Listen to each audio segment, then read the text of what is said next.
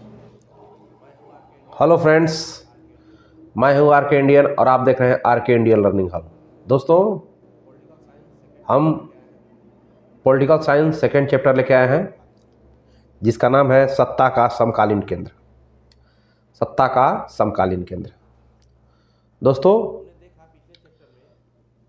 हमने देखा पिछले चैप्टर में कि कैसे सोवियत संघ का विघटन हो गया। ठीक, अब दुनिया में एक ही महाशक्ति बची जिसका नाम था अमेरिका। ठीक है, अमेरिका का वर्चस्व बहुत रहा। ठीक है, अमेरिका दुनिया में एक ही महाशक्ति होने के कारण अपनी मनमानी करता रहा। ठीक है, तो अन्य देशों को लगा कि हम लोग का तो कोई वजूद ही नहीं है अमेरिका के सामने।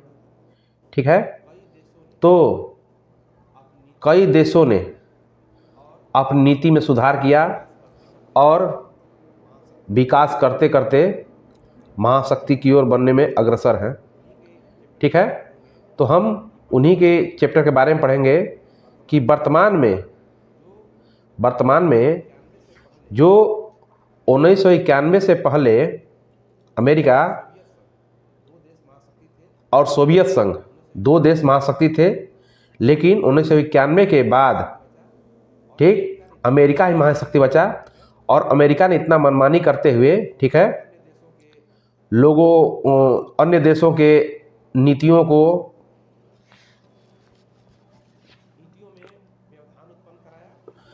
में व्यवधान उत्पन्न कराया। ठीक है, और काफ़ी समस्या अन्य देशों को झेलना पड़ा। ठीक है, जिससे अन्य देशों के मन में काफ़ी दिक्कतों का सामना करना पड़ा। ठीक है दोस्तों, तो आइए हम उसी चैप्टर में देखते हैं कि वर्तमान समय में कौन कौन सी महाशक्तियां उभर रही हैं धीरे धीरे। ठीक है, तो हम देख रहे हैं, आइए देखते हैं सत्ता का समकालीन केंद्र। ठीक है, मुख्य रूप से शीत युद्ध के बाद उभरती वैश्विक नीतियों पर आधारित है। यह अध्याय बताता है कि आज दुनिया में शक्ति पावर किन किन देशों और संगठन के पास केंद्रित है, किन किन देशों के पास है और किन किन संगठन के पास है। ठीक है, क्या इसमें पूरा विश्व एक ध्रुवीय है कि बहुध्रुवीय है। ठीक है, 1991 के बाद जब अमेरिका ही महाशक्ति बचा तो उस समय विश्व एक ध्रुवीय था, लेकिन आज कई ठो अर्थव्यवस्थाएं उभर के सामने आई हैं, जिससे आज वर्तमान में बात करें तो आज अमेरिका ही नहीं शक्तिशाली देश है, उसके सामने बहुत से शक्तिशाली देश उभर के सामने आ रहे हैं। ठीक है, तो हम देख रहे हैं कि पहले 1991 के बाद अमेरिका एक ध्रुवीय था। ठीक है, आइए एक ध्रुवीय विश्व। ठीक है, एक ध्रुवीय विश्व। ठीक है, यूनिपोलर वर्ल्ड। ठीक है, 1991 में सोवियत यूनियन के विघटन के बाद दुनिया में केवल एक ही महाशक्ति बची। ठीक है, जिसका नाम था यूनाइटेड स्टेट अमेरिका। ठीक है, इस समय विश्व को एक ध्रुवीय कहा गया। अमेरिका की शक्ति के आधार पर सैन्य शक्ति, आर्थिक शक्ति, तकनीकी और सांस्कृतिक प्रभाव। ठीक है, लेकिन अब वर्तमान समय में विश्व क्या हो चुका है, बहुध्रुवीय हो चुका है। ठीक है, विश्व बहुध्रुवीय हो चुका है। आज की दुनिया में कई शक्ति का केंद्र उभर रहे हैं। ठीक है, जैसे यूरोपीय संघ। ठीक है, यूरोपीय संघ। इस चैप्टर में हम आपको बता देंगे क्या क्या पढ़ना है। तो आपको पढ़ना है, पहला पढ़ना है यूरोपीय संघ। यूरोपीय संघ। ठीक है, दूसरा पढ़ना है आसियान। आसियान। तीसरा पढ़ना है अमेरिका। सॉरी दोस्तों, अमेरिका नहीं,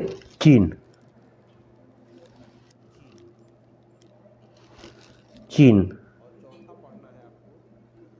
और चौथा पढ़ना है आपको जापान। ठीक है, जापान। ठीक है दोस्तों, तो हम इस चैप्टर में यूरोपीय संघ को एक संगठन है जिसके बारे में हम पढ़ेंगे, आसियान के बारे में पढ़ेंगे, चीन के बारे में पढ़ेंगे और जापान के बारे में पढ़ेंगे।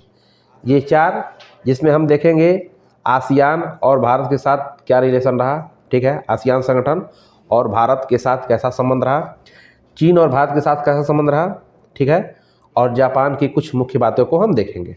ठीक है दोस्तों, तो आइए देखते हैं दोस्तों। हम पहले देखते हैं कि वर्तमान समय में कौन से संगठन और कौन से देश महाशक्ति के रूप में उभर के सामने आए हुए हैं। ठीक है, तो पहला है यूरोपीय संघ। यूरोपीय संघ यह महाशक्ति के रूप में सामने आया है।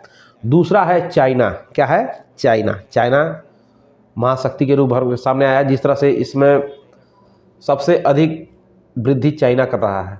ठीक है। तीसरा है रसिया, रूस। ठीक, रसिया जब 1991 में भी था तो उस समय बहुत तेज गति पकड़ा हुआ अपने विकास के दौर में।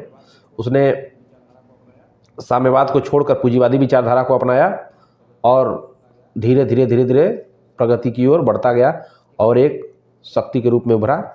ठीक है। चौथा है भारत। भारत भी पीछे नहीं है, धीरे धीरे ये भी विकास के दौर में चल रहा है। ठीक है, चौथा है भारत।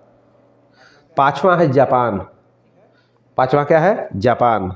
ठीक है, तो हमने क्या किस चर्चा की है? हमने चर्चा किया यूरोपीय संघ के बारे में। यूरोपीय संघ। दूसरा चीन। तीसरा रसिया, रूस। चौथा भारत। पांचवा जापान। ठीक है, ये जो इस चैप्टर पढ़ेंगे एक आसियान है। आसियान। ठीक, ये महाशक्ति के रूप में उभर के सामने आ रहे हैं। ठीक है दोस्तों, तो चलते हैं हम थोड़ा करके हम डिटेल में भी इसको पढ़ेंगे। यूरोपीय संघ को डिटेल में पढ़ेंगे, चाइना को डिटेल में पढ़ेंगे। ठीक है, चाइना और भारत के संबंध को डिटेल में पढ़ेंगे और जापान की कुछ मुख्य बातों को देखेंगे। ठीक है दोस्तों, तो आइए यूरोपीय संघ के बारे में कुछ हल्का जानकारी देते हैं, फिर डिटेल में आगे पढ़ेंगे हम। ठीक है, इसको इंग्लिश में क्या बोलते हैं? European union. European union. ठीक है, यूरोपीय संघ में वर्तमान समय में यूरोपीय संघ में कुल 27 देश हैं। ठीक है, 2020 में यह 28 देश था। ठीक है, लेकिन इस समय एक देश इंग्लैंड जो यूरोपीय संघ से बाहर निकल चुका है। ठीक है, इस समय 27 देश हैं। कुल कितने देश हैं? 27। ठीक है, कुछ देश जुड़ने की संभावना है कि 2-3 देश अभी यूरोपीय संघ में जुड़ सकते हैं। ठीक है, तो वर्तमान समय में 27 देश हैं, लेकिन 2020 के पहले इसमें कितने देश थे? 28 देश थे कुल। ठीक, यह 27 देशों का संगठन है। यह किस लिए बहुत महत्वपूर्ण है? आर्थिक राजनीतिक दृष्टि से बहुत ही शक्तिशाली है। ठीक है, यूरोपीय संघ आर्थिक और राजनीतिक दृष्टि से बहुत ही शक्तिशाली है।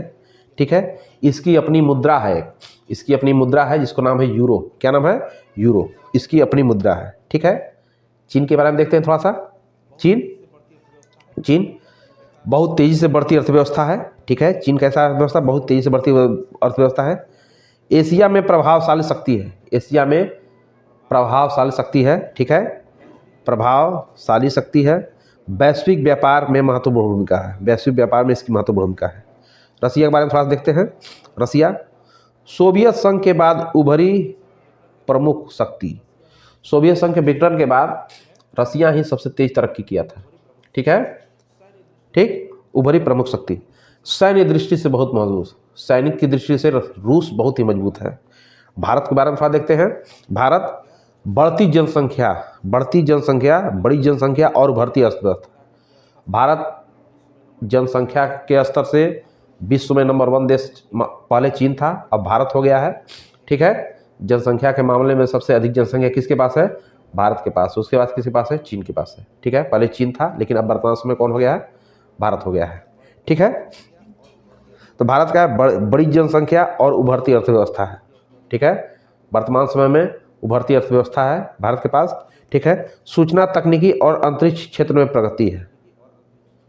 सूचना तकनीकी और अंतरिक्ष क्षेत्र में प्रगति, इसमें वर्तमान समय में अंतरिक्ष मामले में भारत काफ़ी आगे बढ़ रहा है। ठीक है, जापान जापान जापान विश्व की सबसे बड़ी दूसरी अर्थव्यवस्था है। ठीक, जापान तकनीक और आर्थिक दृष्टि से शक्तिशाली, तकनीक टेक्नोलॉजी में और आर्थिक दृष्टि से सबसे शक्तिशाली। जापान बहुत ही छोटा देश है।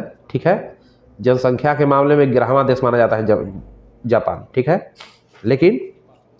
लेकिन टेक्नोलॉजी इसके पास बहुत है। कहा जाता है कि चीन और जापान हम लोग से, भारत से लगभग 100 या 200 साल आगे चल रहा है टेक्नोलॉजी के मामले में। ठीक है, तो हम इनका पीछा ही नहीं कर पा रहे हैं। ठीक है, आइए दोस्तों अब शुरू करते हैं।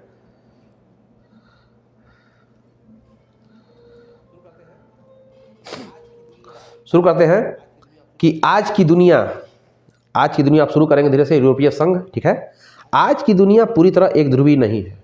आज वर्तमान समय में, जिसमें 1991 के बाद एक ध्रुवीय हो गया था, जैसे अमेरिका, सोवियत संघ विघटन के बाद अमेरिका ही शक्तिशाली देश बचा था। ठीक है, तो आज की दुनिया पूरी तरह एक ध्रुवीय नहीं है। ठीक है, अमेरिका के साथ साथ चीन, यूरोपीय संघ, रूस, भारत, जापान जैसे देश भी वैश्विक राजनीति में महत्वपूर्ण भूमिका निभा रहे हैं। इसीलिए वर्तमान विश्व व्यवस्था को बहुध्रुवीय इंग्लिश में बोलते हैं मल्टीपोलर कहा जा रहा है। ठीक है, तो भारत विश्व इसमें कैसा है? बहुध्रुवीय है। कैसा है? बहुध्रुवीय है। ठीक है, वर्तमान विश्व व्यवस्था बहुध्रुवीय व्यवस्था है। ठीक है, ठीक, इसमें एक ही देश का वर्चस्व नहीं है, अमेरिका का ही वर्चस्व नहीं है। इसमें किसका? चीन, यूरोपीय संघ, रूस, भारत, जापान जैसे देश वैश्विक और राजनीतिक में महत्वपूर्ण भूमिका निभा रहे हैं। ठीक है, आइए अब शुरू करते हैं यहाँ से यूरोपीय संघ। ठीक है दोस्तों, यूरोपीय संघ की चर्चा करते हैं इसे। ठीक, यूरोपीय संघ की स्थापना 1992 ईस्वी में हुई। ठीक है, यूरोपीय संघ की स्थापना कब हुई? यूरोपीय संघ की स्थापना 1992 में हुआ। ठीक है, 1991 में सोवियत संघ का विघटन हुआ। ठीक है, और 1992 में यूरोपीय संघ की स्थापना हो गई। कुछ देशों को ऐसा लगा कि अब अमेरिका को रोकने वाला कोई देश नहीं है। ठीक है, तो यूरोपीय देशों ने अपने कुछ देशों के साथ मिलाकर, कुछ देशों के साथ मिलाकर एक संगठन का निर्माण किया जिसे यूरोपीय संघ बोलते हैं। ठीक है, ठीक, तो यूरोपीय संघ की स्थापना 1992 ईस्वी में हुई। शीत युद्ध की समाप्ति के बाद 1992 में यूरोपीय संघ का गठन हुआ। ठीक है, 1991 में सोवियत संघ का विघटन हुआ और 1992 में यूरोपीय संघ आया। ठीक है, यूरोपीय संघ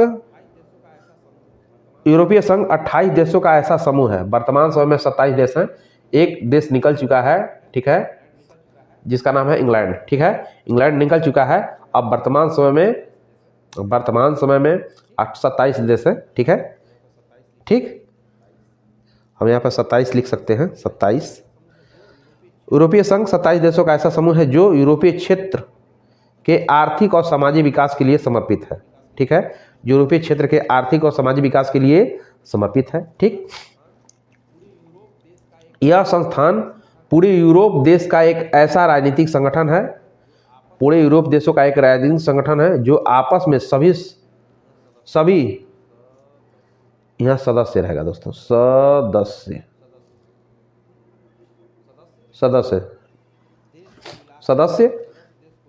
देश को मिलाकर, ठीक, देश को मिलाकर यूरोप के विकास की रणनीति बनाने और उसे लागू करने के लिए गठित किया गया है। ठीक है, मतलब यूरोप के विकास के लिए, ठीक है, यूरोप के विकास के लिए ये राजनीतिक संगठन बना हुआ है। ठीक, ठीक है, यूरोपीय संघ की विशेषताएं। यूरोपीय संघ की क्या विशेषताएं हैं? ठीक है, यूरोपीय संघ की क्या विशेषताएं हैं? ठीक, यूरोपीय संघ की निम्नलिखित विशेषता है, जिसमें जैसे यूरोपीय संघ का अपना एक झंडा है। क्या है? अपना एक झंडा है। यूरोपीय संघ का क्या है? जिसे हर एक देश का झंडा होता है, ठीक है। तो जो 27 देश हैं, उन 27 देशों ने मिलकर इस संगठन के लिए एक अलग झंडा बनाया है, ठीक है। इस संगठन के लिए कैसा एक अलग झंडा बनाया है, ठीक है। इसका एक स्थापना दिवस भी है, ठीक है।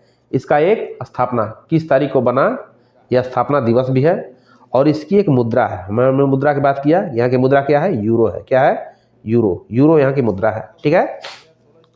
यूरोपीय संघ का वर्ष 2016 ईस्वी में यूरोपीय संघ का वर्ष 2016 ईस्वी में जीडीपी 17 अरब डॉलर से भी अधिक रहा, ठीक है।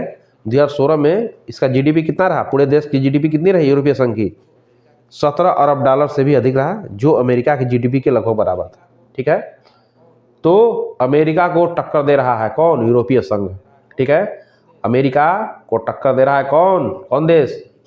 यूरोपीय संघ, ठीक है। तो अब नहीं कह सकते कि विश्व हमारा एक ध्रुवीय है। नहीं, विश्व एक ध्रुवीय नहीं रहा, विश्व बहुत ध्रुवीय हो गया, ठीक है दोस्तों। आइए, अधिक रहा, जो वर्तमान अमेरिका की जीडीपी के लगभग बराबर है, ठीक है। सैन्य ताकत की श्रेणी में यूरोपीय संघ की सेना दुनिया की सबसे बड़ी सेना, दुनिया की दूसरी सबसे बड़ी सेना है। अमेरिका के बाद दूसरी बड़ी सबसे बड़ा सेना किसका पास है? यूरोपीय संघ के पास है, ठीक है। ठीक, इस देश के 2 सदस्य देश, इस संघ के 2 सदस्य देश, ठीक, ब्रिटेन और फ्रांस के पास लगभग 550 परमाणु हथियार, 550 परमाणु हथियार है, ठीक है। अब तो ब्रिटेन निकल गया, इसमें से, ठीक, ब्रिटेन निकल गया तो इसकी कुछ शक्ति कमजोर होगी, ठीक। लेकिन माना जा रहा था कि खाली इसके 2 सदस्य देश इंग्लैंड और फ्रांस के पास मिलाकर कितने परमाणु हथियार हैं? 550, लगभग 550 परमाणु हथियार, ठीक है। रक्षा बजट के साथ साथ संचार प्रौद्योगिकी, ठीक है, अंतरिक्ष विज्ञान इत्यादि में यूरोपीय संघ विश्व में दूसरा स्थान पर खड़ा है, ठीक है। अंतरिक्ष स्पेस में भी, ठीक है, स्पेस साइंस में, ठीक, और संचार प्रौद्योगिकी में और अंतरिक्ष विज्ञान में यूरोपीय संघ विश्व में दूसरे स्थान पर खड़ा हुआ है, ठीक है। यूरोपीय संघ का मुख्य उद्देश्य क्या है? आइए यूरोपीय संघ का मुख्य उद्देश्य को देखते हैं। यूरोपीय संघ का मुख्य उद्देश्य क्या है? यूरोपीय संघ एक दूसरे का सहयोग करना, ठीक है। जितने भी देश इसमें हैं, वर्तमान में 27 देश हैं, तो 27 देशों के साथ सहयोग की भावना रखना, ठीक है। वीजा मुक्त आवागमन है, ठीक है, कि अगर इसमें कोई भी देश है, एक दूसरे देश में जाएगा तो वहाँ वीजा की आवश्यकता नहीं पड़ेगी, ठीक है। तो वीजा मुक्त आवागमन है। जैसे हम किसी देश में आते हैं, जैसे चाइना में जाएंगे तो हमको वीजा लेना पड़ेगा, ठीक है। लेकिन यूरोपीय संघ के देशों में, ठीक, ऐसी व्यवस्था है, ठीक है, इन्होंने अपने में सहमति बनाई है कि जितने भी इसमें संगठन के सदस्य देश हैं, उनको अन्य देशों में जाने के लिए वीजा की जरूरत नहीं पड़ेगी। जैसे अगर फ्रांस को इंग्लैंड में जाना है और इंग्लैंड को फ्रांस में जाना है तो यहाँ पे वीजा की जरूरत नहीं पड़ेगी। अन्य देश जैसे 28 देश हैं तो 28 देश में जाने के लिए यहाँ वीजा की जरूरत नहीं पड़ेगी, ठीक है दोस्तों। वीजा मुक्त आवागमन करना, अंतरिक्ष सहयोग कर एक दूसरे देश का आर्थिक विकास में मदद करना, आंतरिक सहयोग कर, ठीक है। जैसे मान लीजिए कोई देश है कमजोर है तो उसको आर्थिक सहयोग देके उसको मजबूत करना, ठीक है, ठीक, और उसका विकास करना, ठीक। आइए आगे देखते हैं। सामूहिक सुरक्षा निर्माण नीति कर उसे पर टिके रहना, यहाँ टाइपिंग गलत हो गया है, उस पर टिके रहना, ठीक है। सामूहिक सुरक्षा, जितने भी देश हैं इसमें 27 देश हैं, तो 27 देशों में अपनी एक सेना बनाया है, ठीक है। जैसे ये यूरोपीय संघ पहले किसमें शामिल थे? पहले ये अमेरिका में शामिल थे। ठीक है, एक ध्रुवीय था, दो ही विचारधारा था शीत युद्ध में, एक पूंजीवादी और एक साम्यवादी। तो ये जितने भी यूरोपीय देश थे ये सब किस विचारधारा में थे? पूंजीवादी विचारधारा में शामिल थे। ठीक है, तो इसका एक संगठन था नाटो। ठीक है, नाटो। ठीक, नाटो किसका संगठन था? ठीक, पूंजीवादी विचारधारा का एक संगठन था जिसे नाटो कहा गया, सैन्य संगठन था नाटो। ठीक है, नाटो इसका गठन किया। ठीक है, सामूहिक सुरक्षा निर्माण नीति कर उससे उस पर टिके रहना, नाटो का गठन इसका एक उदाहरण और प्रमाण है। ठीक है, आगे देखते हैं।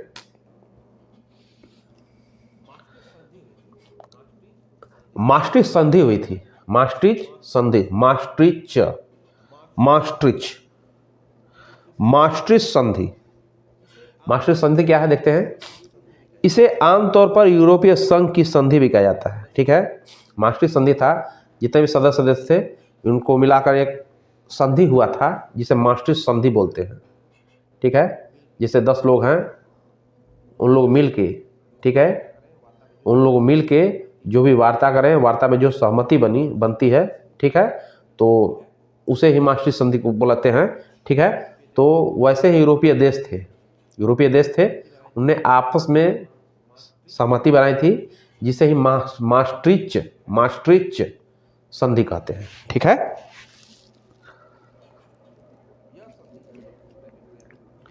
यह संधि, यहाँ गलत टाइपिंग हो गया है, यह संधि 7 फरवरी 1992 को यूरोपीय समुदाय के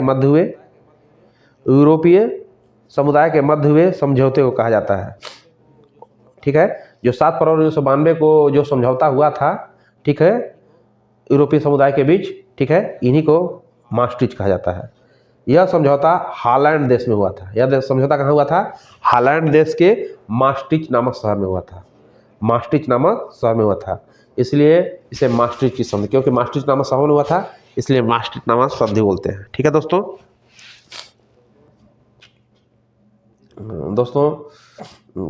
मुझे जुकाम है तो मैं माफ़ी चाहूँगा, मेरी बातें अगर स्पष्ट नहीं आ रही होंगी तो क्षमा चाहूँगा। ठीक है दोस्तों, आइए, इस समझौते के तहत सभी यूरोपीय नागरिकों को एक देश से दूसरे देश में जाने पर समान अधिकार प्राप्त होते हैं। यह संधि में क्या था कि एक देश से दूसरे देश में जाएंगे लोग, ठीक है, तो जो अधिकार वहाँ के नागरिकों के लिए है, तो दूसरे देश के भी नागरिक वहाँ पर जाएंगे तो वही अधिकार उनको प्राप्त होगा। ठीक है दोस्तों, आइए देखते हैं यूरोपीय संघ की कमजोरियाँ क्या हैं। यूरोपीय संघ की कमजोरियाँ, ठीक है, यूरोपीय संघ के सदस्य देश कई बार एक दूसरे के विदेश नीति खिलाफ रहे हैं। यूरोपीय संघ की कुछ ना कुछ कमजोरियां होंगी भाई, इसीलिए काफ़ी उसकी वृद्धि इसमें रुकी हुई है। ठीक है, तो यूरोपीय संघ के सदस्य देश कई बार एक दूसरे की विदेश नीति खिलाफ रहे हैं, जैसे इराक पर, ठीक है, अमेरिका का आक्रमण, इसके खिलाफ में जर्मनी और फ्रांस थे। ठीक है, जिसे इराक पर अमेरिका ने हमला कर दिया था, तो इसके खिलाफ में कौन थे? इसके खिलाफ में जर्मनी था, फ्रांस भी था। ठीक है, जबकि दोनों देश यूरोपीय संघ के सदस्य देश हैं। ठीक है, दूसरा, यूरो मुद्रा को लागू करने पर यूरोप के कुछ भागों में दिलचस्पी नहीं दिखी। जैसे हम जानते हैं कि यूरोपीय संघ का एक मुद्रा है जिसका नाम है यूरो। ठीक है, यूरो मुद्रा है, लेकिन कुछ देश इस पर विरोध जताने लगे, इसे लेकर कुछ नाराजगी जाहिर किया, जैसे स्वीडन था और डेनमार्क है। ठीक है, जैसे स्वीडन और डेनमार्क ने मास्ट्रिच संधि के साथ साथ यूरो मुद्रा पर भी नाराजगी जाहिर की। ठीक है, आइए, आपसी विरोध के कारण यूरोपीय संघ की शक्ति अब सीमित रह गई है। ठीक है, कारण क्या है कि इस समय भी यूरोपीय संघ के देशों में मनमुटाव चल रहा है। ठीक है, जिससे अब इसकी शक्ति का कुछ समय के लिए क्या सीमित रह गई है। ठीक, तो ये रहा दोस्तों हमारा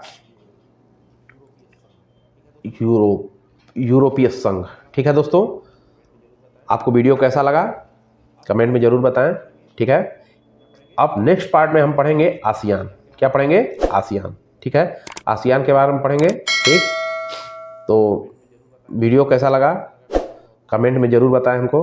अच्छा लगा वीडियो तो आप चैनल को सब्सक्राइब कर लें। ठीक है, कि आपको जब भी मैं वीडियो डालूं तो आपको सूचना तुरंत प्राप्त हो जाए। ठीक है, नोटिफिकेशन आपके पास तुरंत चली जाए। ठीक है दोस्तों, तो आज के लिए बस इतना ही। शुभ रात्रि, धन्यवाद।